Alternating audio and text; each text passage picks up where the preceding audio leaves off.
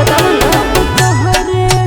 घर मना बनी कॉलेज से बहरे हो, कुछ सोचे के परी अब तोहरे हो। कौन अपने बोलब तरीका बाए जान। सुनो तो जामा गावत आइम गोली में बाइक आए जान।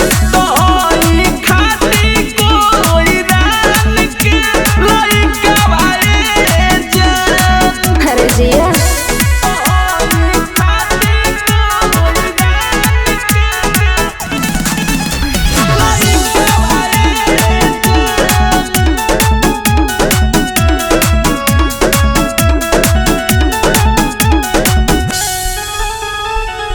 देखले बड़ भैया तहरा संगे घूमता, एही से हमारा पाँव लागल लॉकडाउन। बड़ा प्रॉब्लम बा।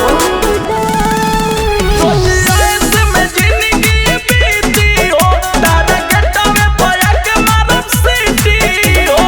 अच्छा एही से न लागे कुछो निकबाए जान।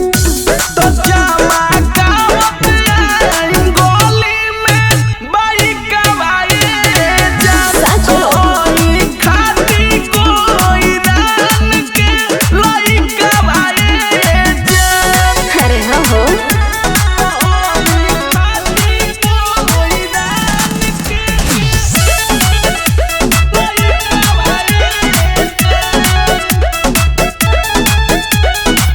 छूट गई ट्यूशनिया, छूटल स्कूल हो।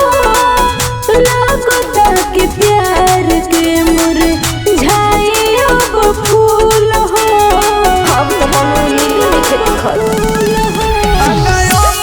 सोनू हल चल के अब देखी हो तू नया नया खेल के। का करबहो इसे खिंचाई सटके पिटवाए जान।